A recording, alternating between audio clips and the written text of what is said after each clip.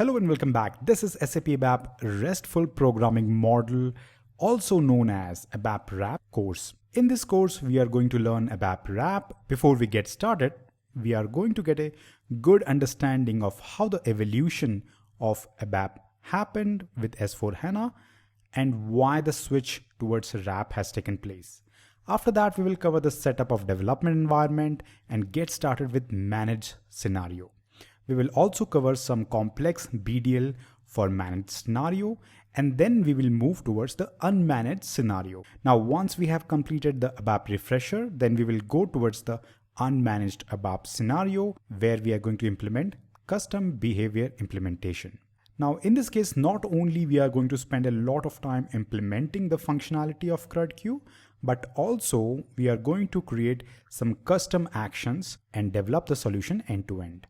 So join this amazing SAP RAP course, which will give you a firm foundation and also hands-on working experience with SAP ABAP RAP. My name is Ajay Naik and I will see you in this course.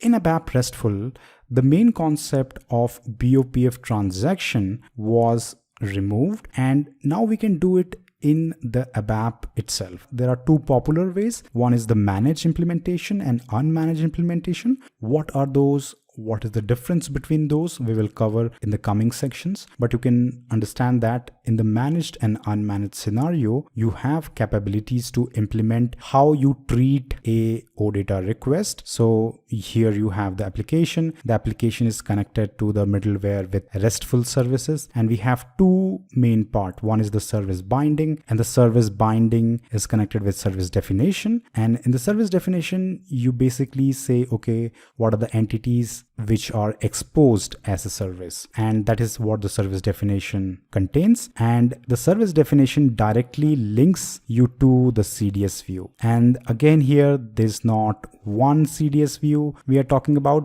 a bunch of CDS view, which is called as virtual data model. And here in the virtual data model, one CDS view acts as a root CDS view. So the concept is a little different here. What is exactly root CDS view? We will again look into it, but you can imagine it as CDS view are clubbed together as a virtual data model. Again, similar concept in what we have in the previous programming model here. And in this scenario, we have the VDM directly taking the data from the HANA database table and exposing it with the service definition. Now in here, basically the ABAP program basically has two main ingredients. One is behavior definition, BD, and behavior implementation. When we are actually going for the implementation of managed and unmanaged services in the coming section, we have to deal with both of those. Now, behavior definition is something new which was introduced, and there was a new programming language introduced by SAP called BDL, Behavior Definition Language. And the behavior definition language is a language by which we can define this BD, which is behavior definition, which is quite straightforward. But what this behavior definition we are talking about, why it is required in the first place. So the idea is pretty straightforward and simple. So we have this CDS view here, and in this CDS view, we define how the data model is. Now, what we can also define is what this data model can do. So can we read data with it? Can we modify data with it? Can we update data with it? So all that behavior is defined in this behavior definition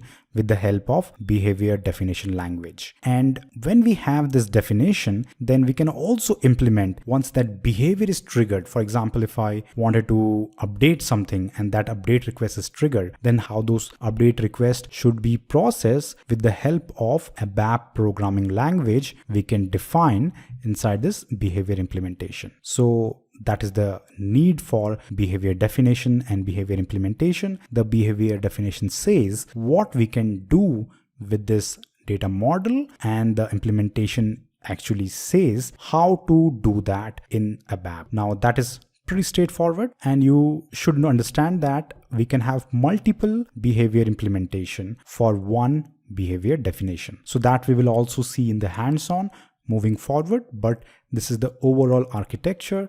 The rest consumption in the front end is pretty much same. With the help of annotation here as well, we have the UI5 and the Fiori apps created, and the front end can be rendered with just the help of your OData APIs, which contains annotations. Now there is also one addition here, that the web APIs can be consumed in a third-party consumer, which can be an application which is outside SAP, or you have a third-party system which required these information, and directly you are creating a linkage between your SAP system and your non-SAP system. So a web consumer can also access this APIs which has information. They might not be able to understand the annotation because they don't have the capability to understand how the annotation can be processed, but they still will be getting the data because we have the RESTful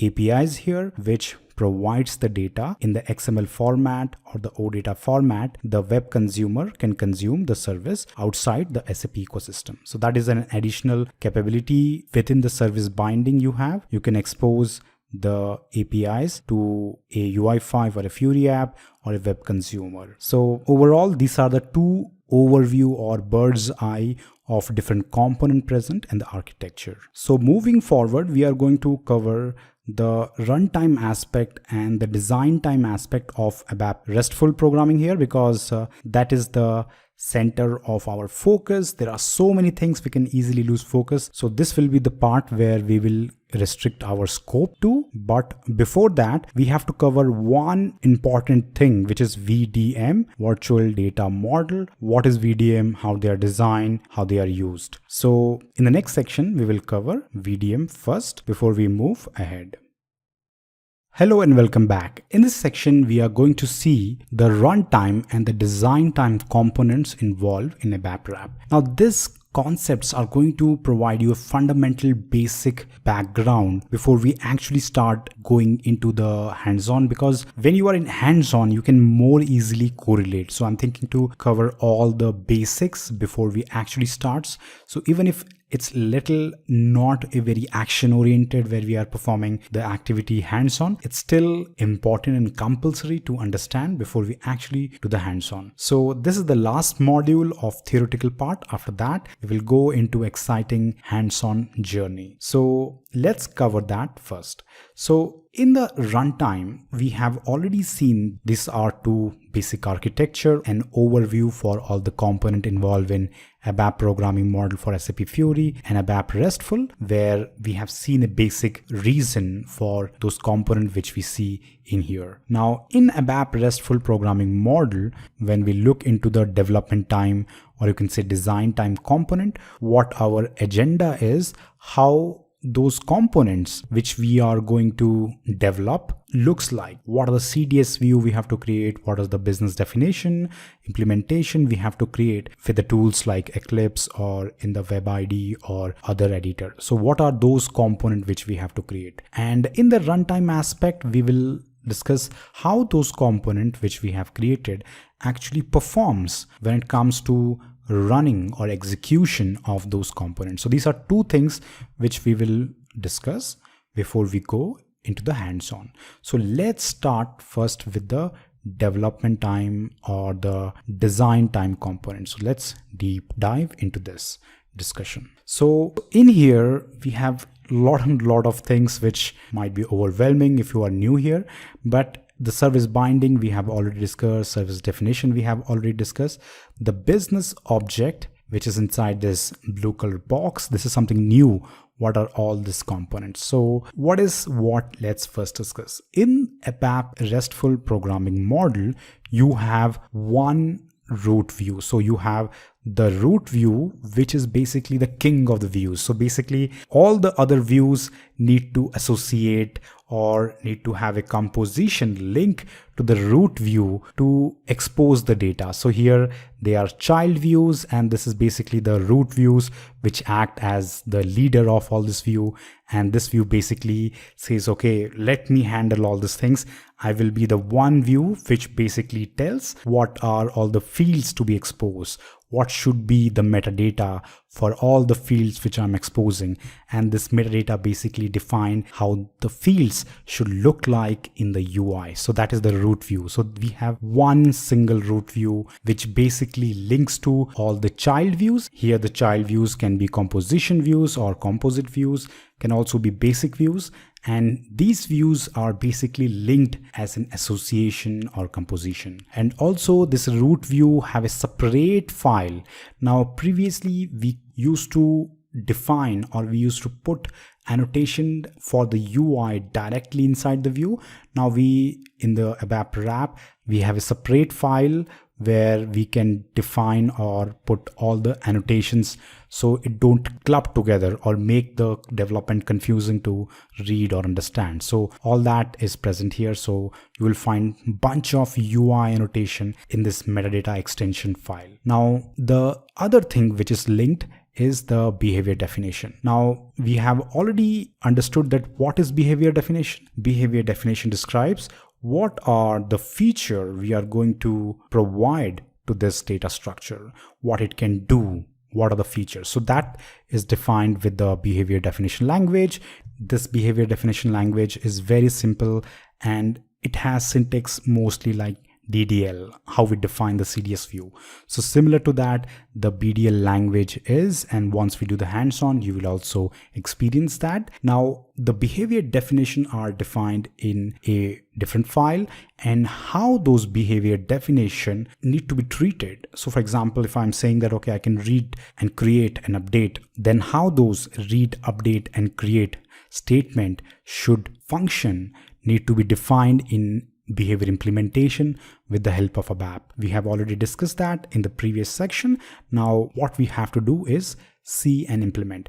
Now this behavior implementation in the unmanaged will be the part where you have to do little work, because in the unmanaged query we have to do all the implementation from our own side. So we will also experience that and see the end-to-end development in the unmanaged, but this is where you might be spending a lot of your time to define those behavior with ABAP development. Rest of all, if you are good with BDL language or the CDS definition language, so rest will be a piece of cake. Now, this is how all components are laid out, and all this component together we refer to as a business objects. So in this case of ABAP RAP, all this component together are referred as business object, and this root CDS view links all the business objects. This is the leader which links to the service definition. Now the service definition basically holds what are the entities, specific entities like sales order items, delivery dates, what are all these entities which need to be exposed as a service. This is just one file we have to create, and then once that is done, then we link it to service binding. This is also automatically handled. You have to just define that, okay, this is the service definition, and create a UI service for this service definition, and automatically RAP will create OData services with the annotation within it. So any UI5 app can consume these services and create your beautiful looking application out of the box without writing a single line of code. So this UI5 app template can directly take the UI services and render a nice looking useful app. And that is how simple it is. In the web app, as we have already discussed, the service can basically integrate with other systems which are non-SAP systems. They might not understand the annotations which are basically passed with the data, but this data can be accessed to this third-party application to do some meaningful applications or meaningful stuffs. Now that is how all the development artifacts are actually present when we work with ABAP RESTful programming. Now you can ask, okay, what is this unmanaged and managed we are referring or we are talking about? Can you tell me more about that? Now I'm glad you asked that question, because the next section we are going to cover this managed and unmanaged and get a good idea about what is those and when we do what and what are the major difference between these two. So let's catch up in the next section to understand the difference between this managed and unmanaged implementation. Okay, so in the previous section, we looked into the runtime stages. We have the interaction phase, the intermediate storage into TX buffers, save sequence, which writes the data into database. Now let's use this information to categorize the type of implementation we can have. So till now, we know that there is managed scenario and there is unmanaged scenario. In here with the managed scenario, as we are already familiar with, we only have to create the behavior definition, and the behavior implementation is internally created in the runtime. So that is what we are pretty much sure. And in the unmanaged scenario, the behavior definition and the behavior implementation both need to be created by us developer. And we can also import certain kind of legacy code here. So this is the legacy ABAP code to be specific, and we can import it as these are custom implementation inside this behavior implementation logic. Now we have not seen any kind of behavior implementation now, and this is where things get interesting. So in the managed scenario, again, we have two subdivision. Now someone can say that, okay, why this subdivision is required? So when we look into the subdivision, one subdivision is the pure managed scenario. So the technical term is managed scenario, and the second variation is managed with save. So when we look about what is the difference between managed and managed with save. So in the managed scenario, we are having entire implementation created on runtime. So there is nothing which is basically handled by us. Everything is internally handled. Now, as a developer, you will have a question that, okay, if everything is internally generated in runtime, then what is the scope of customization? How can I use certain things which I will never be able to customize as per my requirement? Now, to answer this question, we do have certain kind of hooks. They are not technically termed as hooks, but they act like a hook, like the validation, you have your action, and you have also determination. So what are those? Why they are getting used? So all that we will discuss in a very short instance, but there is possibility of certain bit of customization which makes the managed scenario somewhat customizable, so we can also have certain bit of our own custom logic there. Now in case of managed with save, the developer will be having the capabilities to also overwrite how the operation of CUD create, update, delete carries out when it tries to write the data in the system. So basically this is the runtime stages. So the final save stage, the developer can basically also have the capability to customize that and write some code to update the table with the help of BAPI or function module.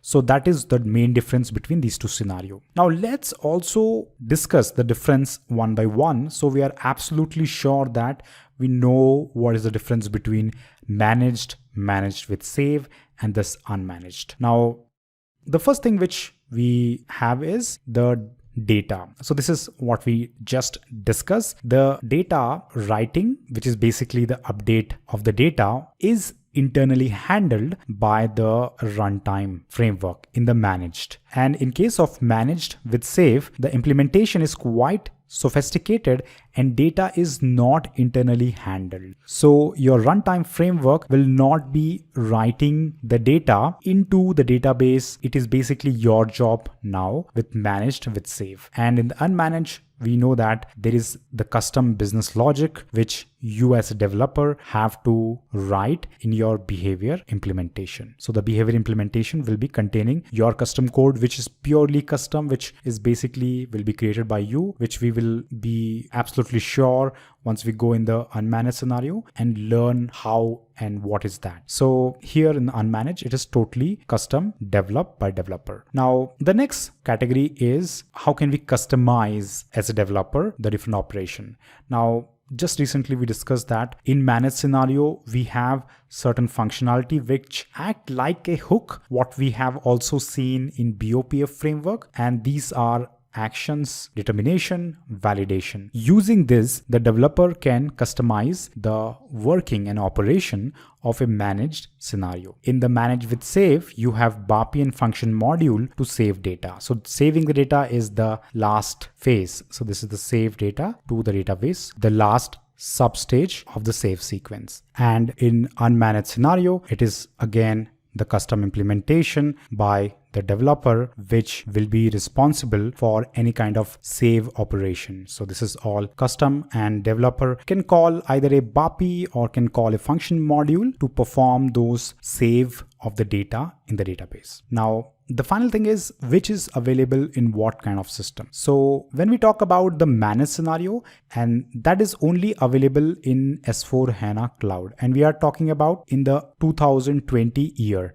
So moving forward, the changes can appear and there might be a different scenario altogether, or there will be new features, but this is according to the time when we are recording the video. This is somewhere between September and October of 2020. And the managed with save scenario is not yet delivered to customer. It is with SAP internally. They are working on it. They have not yet released it to the customer or to the outside world. So that is the stage in which the manage with save scenario currently is. And now the unmanaged scenario is available in cloud and also the on-premise system. So it is available in both the cloud and on-premise. And in the last section, we also discuss what are the specific version in which it was made available. Okay, so this is the entire manage with save, and unmanaged scenario. Now, one of the very important thing which we discussed here is this runtime stages, and these stages will again come in the unmanaged scenario when we do the implementation of it, and there we will discuss it properly. Now we just know that there is something called the runtime stages, where we have interaction phase, intermediate storage, and save sequence. Hello and welcome back. In this section, we are going to start the hands-on for end-to-end ABAP RAP, and we are going to start with the managed scenario, and we are going to first keep the steps pretty simple. The first iteration end-to-end flow which we are going to develop are going to be very simple, just to understand and introduce ourselves to all the components and moving parts. So that will be our objective. And in the same scenario, the next time we are going to do the hands-on, we are going to increase the level of difficulty by adding some association, composition, and all that. So what we have for now is we have this development time component, which we have already seen in the last section, and we have to add one extra component here, which is the table, and the table will be in our SAP S4 HANA database. So this is one of the component which was missing in the previous development time components, which we saw in the last section. And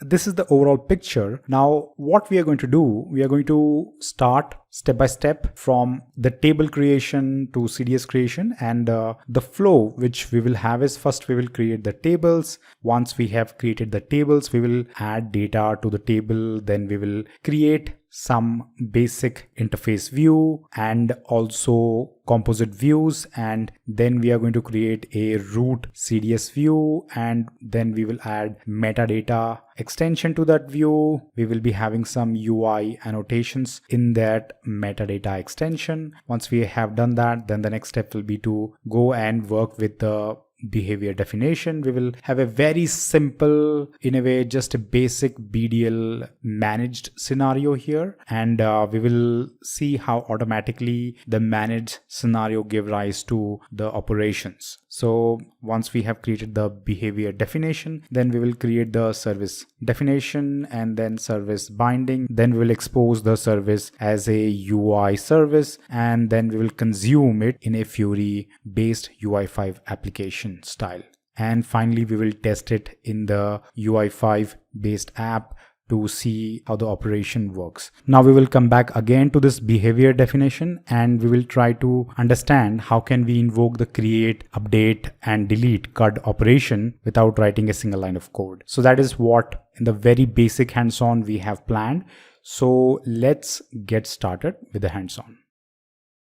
Welcome back. Now, before we get started with the hands-on, I would like to show you how you can see what is the version of HANA or what is the version of the system we are working on. So when we go inside this trial from our trial homepage, so the browser session expired. So it will basically again try to authenticate me. So when I go inside the trial sub account from the global account section page, so I will basically navigate to my services here. So the service instance, I can directly reach to my service instance running, because at this point I have one space, and inside that space only I have created one ABAP trial service instance. So here I can see that. Now in here, if I click this action and say view dashboard, it will navigate me to a front end UI. First it will authenticate me, and then it will navigate to a Fiori application where you can have also SQL trace analysis and explanation kind of tiles. And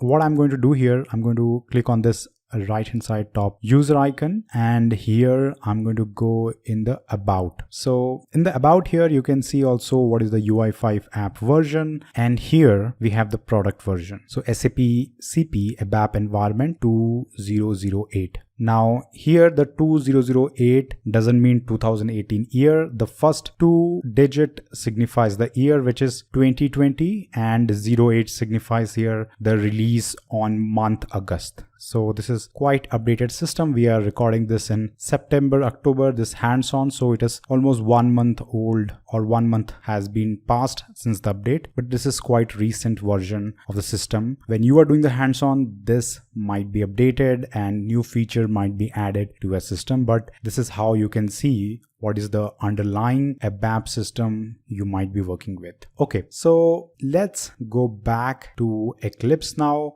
So the first thing which we have to do here is create a ABAP package, and the name we can say ZRD demo 03, because 01, 02 I have already created. So I'm calling it RAP learning, and next. So this package name can be anything where all my development will go, and I have to create a new transport request. So all the changes which will be containing all the development artifact over time will be added to this change request. Now if you already have some change number or transport request, then you can also assign your package and the artifacts into that. But if you have not, then go for create new, and I will give it a description, RAP learning, and finish. So it will basically create a new transport request for me, and in here I will see my Z underscore R demo underscore 03, and I'm going to right click and add it to favorite package. So inside the favorite package I can see Z underscore R demo 01 and Z underscore R demo 03, because there are a lot of packages and you can easily miss what is your package. You are working with a different package, so what is or where it is. So it is better to add it into the favorites. Okay, so here we also have a guided steps if you want to follow along. So the first step was to create the package. Then the next step is to create a table. So the first example which we are going to do is going to be very simple. So we want to create a basic user table, not very fancy, but just a basic user table new. And I can say here table. So you can create a database table or table type. And here we will be creating a database table. Select that. And the name of the table is Z user info 03, and I can say user data for app. So some meaningful description will come here, and I have been involved in two transport requests. So this one is the recent one 099, so I'm going to select that and finish. So you can also see that whatever the description we are giving, it is basically appearing in here in the right hand side after the artifact or the object. There are some description, and that is what the meaningful description is for, just to pick the right object. And once you are working in project, there are multiple objects, so meaningful description will help you a lot. Okay, so we have this automated code appearing in our table definition. We have certain annotation, and the table category is not extensible, and here the description is going in the label, end user text label, and table category is transparent, and delivery class A restricted. So this is something which is basic ABAP, which we have already been used to. If you are ABAP developer, you might be used to creating transparent tables where you add data and do operations. I'm not going to go into details on those. I'm going to just finish the table creation. So what are the fields we are thinking to add here? So let's add one more field of user email, and we are going to keep it very basic. So it is going to be ABAP SS string, and the length I'm going to give 32 and not null. So this is a primary key and added not null, and then I'm going to have first underscore name, and again it will be string 32. It depends upon you how your functional or technical specs are, what they expect the data type to be, but I'm going to keep it 32 for now. And this is basically the last name. So we are not going to make it very fancy, just 3 fields we have and 1 client field, and the email is going to be primary key. So that is what we have, and let me activate it. I can select this particular table and click this activate button up here, or command F3 or control F3 will also work as a shortcut key, or right click here and activate. So whatever way suits you, you can follow. And here in the bottom section, you can get a message object activated. The next thing is that, okay, there's no data in this table. So let's add some data. So how we are going to add data? So one of the simplest ways to create a very basic ABAP code, and this ABAP code is going to add data. So I'm going to say Z insert data underscore 03. So add data to user table, and that's all. So finish, and there will be a sample code created. So this is the sample code. Now I'm going to add in public section a interface, and this interface is if underscore oo underscore adt underscore class. And I can just do control space and it will help me to autocomplete, and it is class run. So basically this class I can utilize when I'm working with Eclipse ADT. This will help me to print out any value in my console. So it is quite helpful when you are working with Eclipse ADT to print something in the console of the Eclipse and to verify if everything is correct or not. Okay, so here let's add some methods, and methods we are going to name it add data or add user data. So this is going to be single method, and let's click on this suggestion, and automatically you can create code because this is some of the suggestion, and some basic level of code can be created or added by this just the suggestion. So you don't have to write a lot of code. The autocomplete and the suggestions or quick fix can come into your rescue. So here in the implementation, the method add user data and if OOADT class run main method has been added. Now let's go into this add user data, and I'm going to basically create a variable LT type user and make it a standard table of our database table here, which is the user info underscore and 03. So I'm taking the help here with control space, and now this is internal table, and I can use the new syntax with the value operator, and I can assign initial value here. So the table fields what I have are username, first name and last name. So let me just take this username, and then I have first name, and it will come the next line, and then I have the last name. So these 3 things I need to provide some initial values. So let's assign or align this code a little bit. And here the email, I can have the user email as aj@demo.com, and here the first name I can have as AJ random data, and again NK, just some random data. Okay, so this is one row. Then let's add some more data. The second row I can have maybe VJ, and here I can Vijay. Let me just write the full name, and Vijay and Singh, and the last name can be Alex Knut.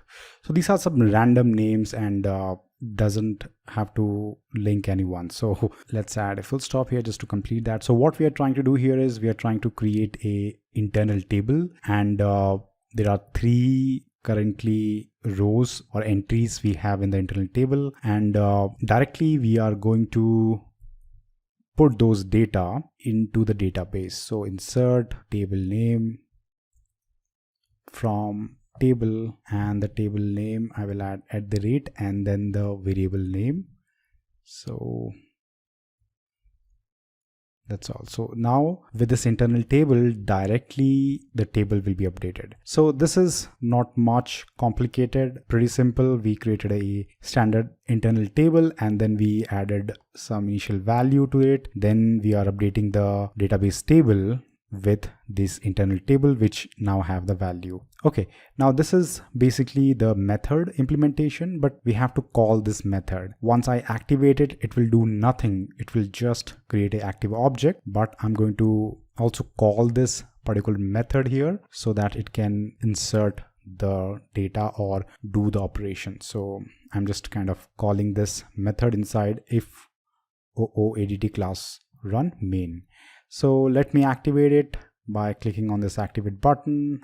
Now you can see the message here that the object is activated, and to run it I can just right click here and say, scroll down a little bit and run as ABAP application in the console. So once I run it, now there is no message which appeared. So what I can do is I can rerun it again, but then I need to change little bit the values, or I can go to the database here and check if the values are proper. So now one thing which we could have added a simple out.write just to write down in the console that the operation is successful or not. But if the data is already added or is added to the table, then we would see it by going into the table. So open with data preview, and yes, we are seeing 3 data fields, and that is enough for now just to do our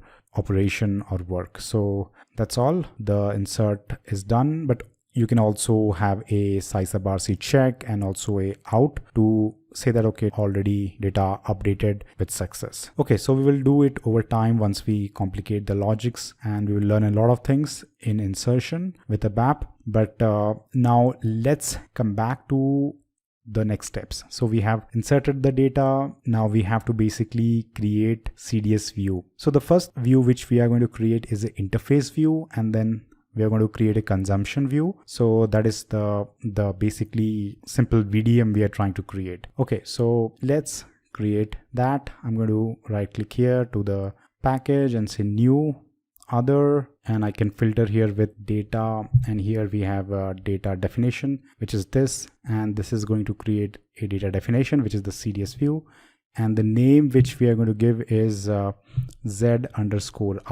for interface, and underscore user info underscore M for managed underscore 03. So underscore I signifies it's a type interface, and user info means that it is for user information. Underscore M suggests that okay, we are using it in managed scenario, and 03 is just a naming convention which I'm adding so that my objects, I can verify that okay, I created this first and the second and third. So you can skip this 03 if you're working on the projects. So I can add CDS view for user interface. So let's bring it in the first, and this is just the meaningful description, and next step and finish. And this is something which is wrong here. We don't want this to be a root CDS view, so by default it is picking that template. It might be because last time I was creating root CDS view. So what I can do here is, this is correct. Define view entity, this is the name of the CDS view. If I go here, ZI user info m_3, yes, it matches. And here I need to provide what is the table name. So table name is this, Z user info 03. So I can put the table name here. I'm not going to have any kind of association or composition. I'm going to keep it very simple. And here authorization check also I'm not going to have. And let me now add fields here, and you can one by one add it from the database, or you can just press Control space and insert all elements. So it is basically going to add all elements from this database table Z user info 03. Okay, so let's activate it, and it's activated successfully. And if I right click here, and I will be able to open with data preview, and I'm just going to see the data which is part of the table, and here the client is not present, so that is what is not showing or missing from the table data what we are seeing. Okay, so data is coming, so we are in the right track. So if you want to know more about CDS creation and composition association, I will highly recommend to go and check out our CDS professional development course. We have covered the CDS in quite details, and it will be very helpful while you deal with the syntax for the CDS definition as well. Over time, we are also going to write complicated or complex CDS, but for now we are starting with very basic one. Okay, so now let's create one more definition. We are going to create now the root CDS, which is going to be the composition. So here inside the code data definition, and I'm going to say z_c composition. C suggests that it's a composition, so I'm just adding it after the z user info underscore m for managed 03. So it is root CDS view for user. Okay, so let's hit finish. Now I can go to the next step, and here these are the templates, and this time we need a root CDS. So I select that and I hit finish. Okay, so we have a pretty simple root CDS view, and again I don't need authorization check here. By doing a control space you can basically see help, and here not allowed. Okay, so this is the name, and select from the data source, and here the last interface CDS view which we created, we are going to select the data from there, and I don't need any composition for now. And again I'm going to do control space help and insert all from template. So just keeping it very simple for now, and I can have a alias for this user underscore email as email, just one alias, and that's all. And let's activate it. Right click and activate. Okay, so the activation is done. Here you can see the message, it is successfully activated. Now we have with us two CDS. We have created the CDS view, interface and composition. Now let's add the metadata. Now if you will not add this metadata, then when the UI will appear, then you have to manually select the columns which you want to see. If the metadata is present, then you don't have to do anything. The UI will automatically pick how to show the data, what are the fields to involve, and for the first time we are going to just add the line item metadata. We are not going to add very complicated metadata. So how to do that? This is the root CDS. So now everything will revolve around this root CDS. So right click here and new metadata extension, and I can say new C metadata, and I can just write here user info M for manage 03, and user UI user info UI metadata. Okay, so that is done, and let's hit finish. Okay, so this is the file where we define the metadata for this CDS view. Now what is the metadata we will define? Let's first add all the elements. So insert all the elements. I pressed control space, and it showed me all the possibility, and also I selected email, first name and last name, which is all fields. Now what I'm going to do, I'm going to basically add just the UI dot line item annotations, which is going to provide first the control space position and then the position. This is the 10th, which is the first position, and then I need importance, and this field is of high importance, so don't ignore this field or don't miss this field in the UI. And then label, so what I want to call it in the UI, so call it email. So that's the basic UI line item annotation I added. And for those of you who are new to annotations, they are basically semantic data over your DDL, which adds more meaning to it. And when we are dealing with UI annotations, they help the UI5 application to decide in which position the data should be shown, what should be its nature, and is it searchable. So multiple features are present, and you can define those by adding the annotation here. So if you want to learn more about those, then again I will highly recommend the CDS Professional Development course in UI5 CN platform. Okay, so the second one, the first name, I'm going to add the position as 20 and label as first name, and here again the position as 30 for the last name and the last name, and done. So we have 3 line item, and now it is showing error. Now why this error is appearing? Because in our consumption view we need to define one more annotation, which is metadata dot allow extensions to true. So because we have not added that to be true, and let me activate that here, this metadata was saying that okay, the previous CDS view might not be allowing us to add metadata out of that particular CDS view. So that was the error. So let me again refresh it, save it, and I can come here and refresh it. So refresh. Now there's one more issue, is metadata layer, and here let me do search help. I can say core. So this is the core annotations, and finish. So let me activate now.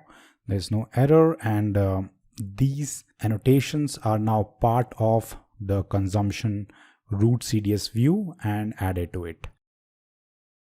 Okay, so we have done till the step of metadata. Now let's create simple behavior definition, and everything here revolves around the root CDS view. So I'm going to right click here and say new behavior definition. Now everything here revolves around the root CDS view. So I'm going to right click here and say new behavior definition. So it already takes the name because it basically is the same name of the root CDS view.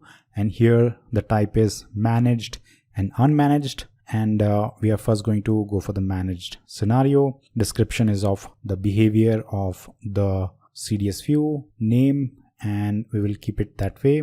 And next, and finish. So the transport request. Okay, so this is the BDL syntax, and the first line here shows okay, it is managed or unmanaged, what type it is. Then we have defined behavior for what is a CDS view. You can also have an alias here, and there is then the persistency table. So here there's 3 question marks. That means you have to provide the name of the persistency table. So which table does this CDS view will store data? And there is lockmaster authorization e tag. So the first thing which we will do is basically we will not go for create, update, delete. So we will just comment out these 3 things and initially just have the fields as read only. So I can say okay, field, and then here control space read only, and let me add space here just to comply with the guidelines, and email and comma first name comma and then the last name. So what I'm trying to do here, I'm trying to just add these 3 fields, which are the fields in our CDS view which are exposed as read only, And I'm getting an error here which says that in the managed you need to have lock master or lock dependent. Now what is the lock concept? So the concept is pretty simple. Whenever the operation of read or create, update, delete is happening, then there should be some kind of lock in the data itself so that the transaction property can be maintained. That means if you are changing the data at that particular time, no one else should read the data, else inconsistency should happen. So there should be some kind of lock there. So who should add this lock? Will individual entity add this lock, or independent entity are dependent on someone to put the lock? So that is the concept here. So over time we will look more closely into it. What is it? But for now I'm giving individual entity the capability to put the lock when there is a operation on the database. Now there is one more error which says that, okay, give a persistency table, which means is that give me certain entity here where I can store the data, because in the managed scenario we have the runtime implementation which is created. So once this objects starts running, then automatically the ABAP codes are created to read data, create, update, delete, and you don't have to write any ABAP code for that. So it needs a structure or persistency table here where it can store those data if there is some kind of operation of create, update, delete is involved. Now the persistency or persist means permanent, so the permanent storing of the data. So to solve this issue, in short, we need to provide the table name here. So what is the table name? So the table name is inside the dictionary database table, and it is z user.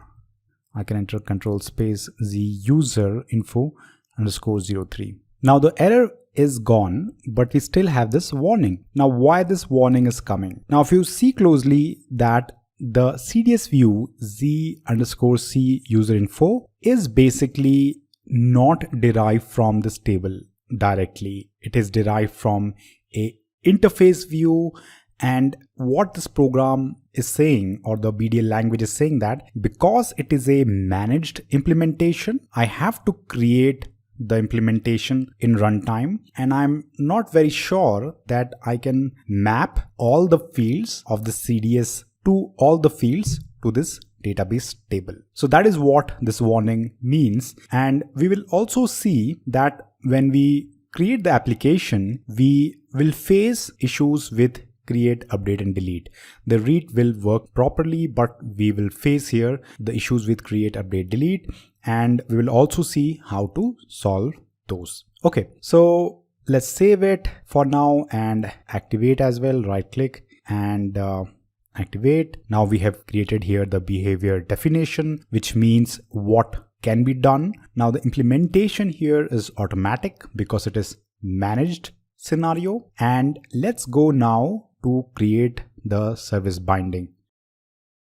Now let's go towards the next step of creating a service definition. So I'm just going to give here the name z underscore sd for service definition, user info, and underscore m underscore 03. So service definition for user. Okay, so it is of type service definition. So let's hit next and finish. So we have one CDS view involved. So we will be basically just exposing that CDS view, which is the root CDS view. The service definition here inside the business service, basically you will have the service definition. It contains what are the entity models which you are basically exposing. So here we're exposing the entire root CDS view. Okay, so over time when we will see that we have multiple root CDS, so we might have multiple expose as well in this service definition. So now I'm going to create a service binding for this service definition. So the job of this service binding, I can write sb underscore user underscore m underscore 03. So service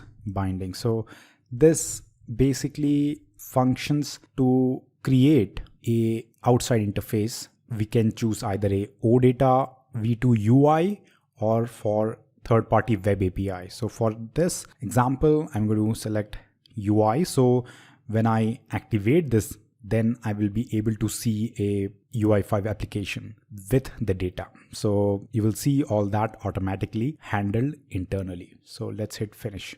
Now in a moment, we will also have here the service binding. So what we have now is a table, then we have the CDS view, then the behavior definition, and then we have the service definition and the service binding. Now all we have to do here is to activate this service binding. It's going to take few seconds, and once it is activated, you will be able to see your application. So you don't have to do anything else.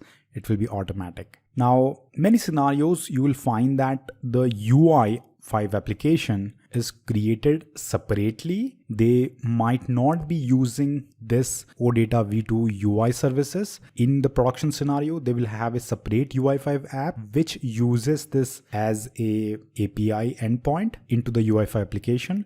But for now, we are not going to go into the UI5 development, but we are going to keep our scope towards the RAP. Now, to view the OData V2 UI application, I just have to select this entity set and hit preview. It will open automatically in your web browser, and you have to give your email and the password for the cloud account, and we will see a Fiori app preview. Yeah, this is the Fiori app preview, and you can hit this go button, and here we see the data. So we have the Ajay, Alex and Vijay, 3 data fields we have, and if I navigate into it, I'm not going to see anything because I have not written the UI annotation to show me some data while doing the navigation. So this is the first basic end-to-end flow. So we are becoming a little lazy. So we are skipping that particular part just to give you an end-to-end spectrum of what we are dealing with. So in the details, you are not seeing that. Now here I can view the data, and I can also add filters. So let me add filter for email. It is pretty automatic. So you can filter it with conditions, contains equal to. So let me just say @demo.com, and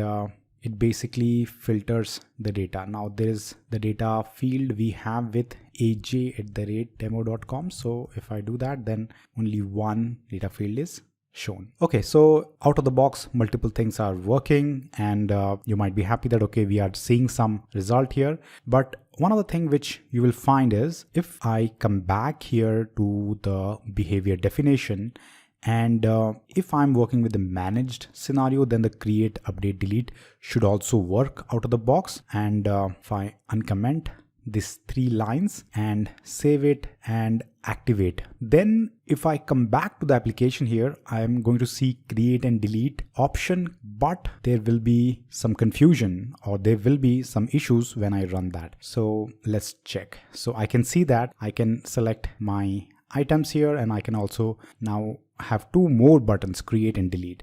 So let me try to delete this Vijay entry, and if I hit delete and delete object, and it says okay, object is deleted, but there is nothing done. If I refresh this page, still there will be no changes. Now no changes, again the 3 data fields. Also, if I want to confirm by going into the database, I'm going to basically open with data preview. I will be seeing 3 data rows. So it didn't work.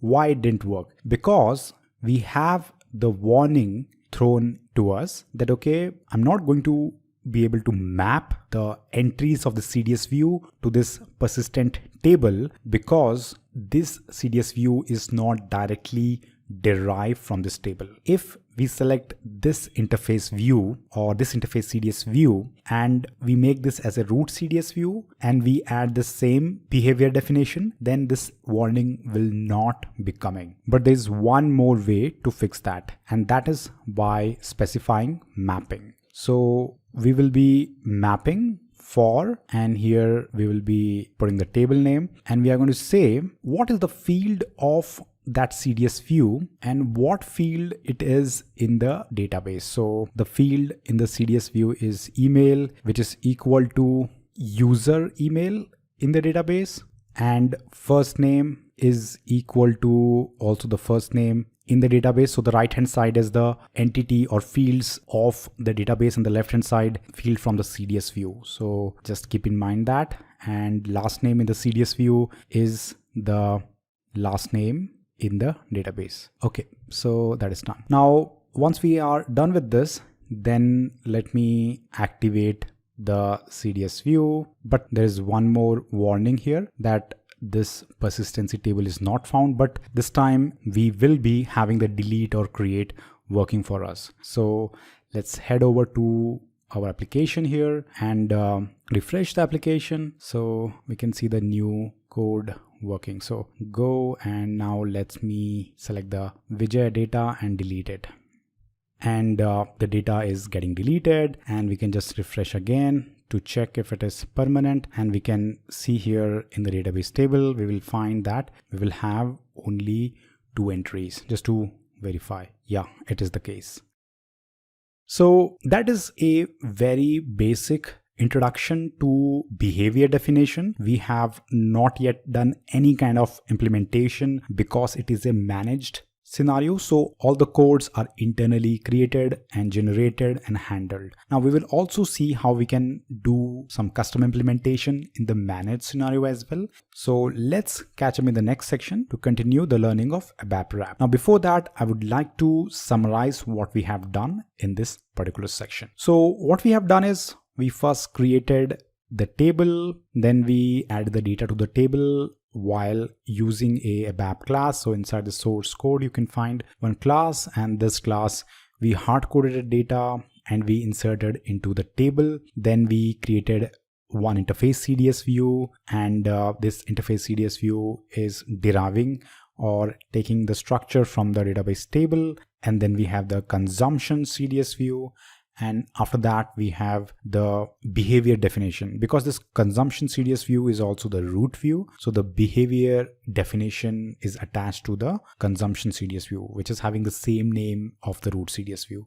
We experiment little bit and understood little bit about this behavior definition language, what is persistency, what is lock, and basic syntax of it. Then we created the service definition for this consumption CDS view. Now one more thing we also did is we added metadata extension to this root CDS view, and this service definition also have service binding attached to it, which basically expose it as UI service or web API. Now one question will come that, okay, what will happen if I don't give this UI extension? So you can also try that. If you delete this and you don't give anything here, then the app will work, but you have to manually select the fields. So let me activate this, and there is an error here. So basically let me delete this. So let me delete the metadata extension altogether to show you what will happen if we don't provide it. So now we don't have the metadata. Now let me refresh the app. So we need to basically restart the app because sometimes the caches can have their information. So I will go to this service binding and hit preview. And in the last case, by pressing the go button, we used to see the data, but now we are not able to see any data. What we have to do now, because we have removed the metadata, we will hit this setting button and select the fields manually and say OK, and then only it will appear. And now you can see that the underscore is coming, which is quite not tasteful when it comes to the UI which customer is actually working on. So they don't want underscores and all. So metadata, which helps the UI to name elements or position elements or to add features to the elements, is quite important as well. Okay, so let's head over to next section where we will learn more about the RESTful application development with ABAP in managed scenario.